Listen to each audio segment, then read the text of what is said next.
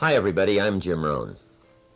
I was just going over our latest issue of our new magazine called The Achiever. I want to thank you for taking the time to spend just a few minutes with me today. I have a very interesting subject. I call it 5 Simple Steps to Go from Average to Fortune. I've been asked to give it in many places for corporations and companies, and now I have the opportunity to share it with you. It's a pretty big subject for someone like me. For my life started out rather modestly, up in farm country in Idaho where I was raised. I grew up in this little community of some 4,000 or 5,000 people, and went to high school, graduated, went to college for a year and a half, and then I quit, decided I was smart enough, and got me a job to see if I couldn't make all of my ambitions come true. My parents, I think, gave me a very good foundation, a very good start. I was an only child, so I think they took some extra time with me and got off to a pretty good start. A couple of years after I left school, I found a very beautiful young lady and persuaded her to marry me, and kept making all of those grand promises, as we're inclined to do, that everything was going to work well and that she had made a wise decision. Well, 2 or 3 years after I'd gotten married, it didn't look like my new bride had made such a wise decision, because I'm now starting to struggle. I've got far too much month at the end of the money, if you've ever known what that's like, and I'm wondering what to do. I'm behind on my bills. I'm willing to work hard, that's not my problem, but it isn't going as well as I had thought it would up until that point. I'm struggling, and I'm wondering what to do. Should I go back to school and get some more education? I didn't have any capital to start a business. So all these questions were going through my mind at a time when I needed some answers, how to really become successful and how to turn my life around. Well, at age 25, good fortune came my way. And sometimes it's a little difficult to describe good fortune. Why do unique things happen to you when they do? Part of that's a mystery to me.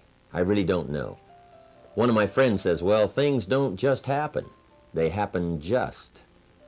And maybe that's it. I really don't know.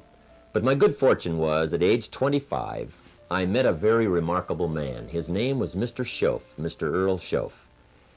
And he's the gentleman who gave me those last final answers that I had been looking for up until that time. Mr. Schoaf was a very unique gentleman. He was a businessman, an entrepreneur. He had several businesses. And he took a liking to me, and he hired me, and I went to work for him. I spent the next 5 years working for him. And then, unfortunately, at the end of that 5 years, he died. But I did get to spend 5 years with this remarkable man, and he's the gentleman who gave me the answers. He gave me the points and the ideas that helped to really turn my life around.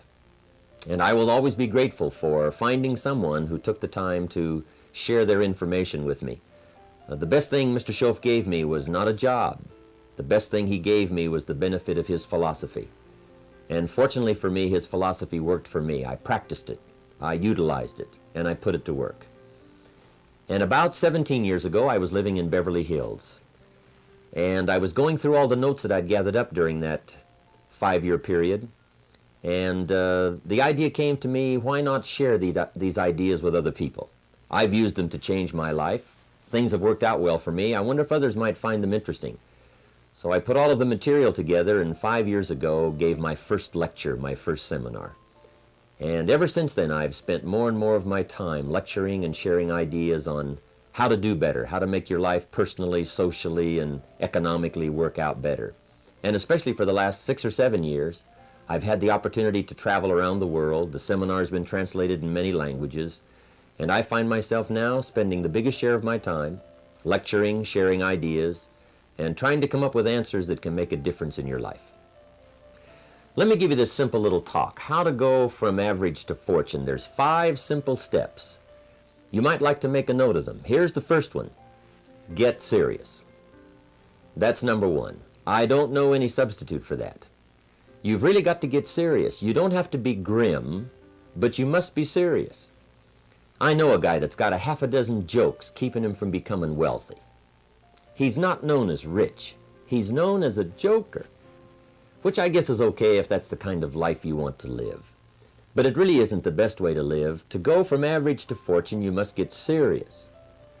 And you must get serious about two very important things. Number one is setting your goals and where you want to go. Designing the next 5, the next 10 years is so vitally important. What do you want to do economically? Where do you want to go? What do you want to be? What would you like to have? What would you like to share? How much would you like to earn? How far would you like to go? Those are some major questions to ask. And for that all to work out like you want it to for the next 5 or 10 years, in my personal opinion, you've got to get serious. Then you have to get serious about another important subject. And that important subject is called personal development. Personal development is striving hard to become the kind of person that you want to be. And to become the kind of person you want to be, you've got to work at it. 10 years from now, you will surely become someone. The big question is, who? What are you becoming? And if you go to work on it now, sure enough, in a very short period of time, you can take on a new direction to become the kind of person you want to be. There's a very important question to ask, and the question is, 10 years from now, you will surely arrive. And the question is, where? So to answer the question of where you want to arrive and the kind of person you want to be, you've got to get serious. So that's point number one. To make your life worthwhile and unique, to go from average to fortune, you've got to get serious. Now, the second point is, get smart. To make your life work out worthwhile, you've got to have some ideas. You've got to have the information. So you've got to be smart. In fact, in this decade, you must be much smarter than you were in the last decade. You've got to read the books. You've got to come up with the information. When I have a chance to talk to the high school kids, that's the theme of my talk. Get smart. There's nothing worse than being stupid. And if you will read the books, learn from your experiences, do all the things that you possibly can to get the information, sure enough, you'll be wiser this year than you were last year. And I've got a few techniques that I teach in my seminar on how to get smarter, keeping a journal, going to the lectures, going to the seminars, listening to the sermons, picking up ideas from other people. You just must keep up this steady process of learning. Never cease your quest for knowledge. And that's one of the key points to go from average to fortune. Get smart. Now here's number 3. You've got to get going. All of the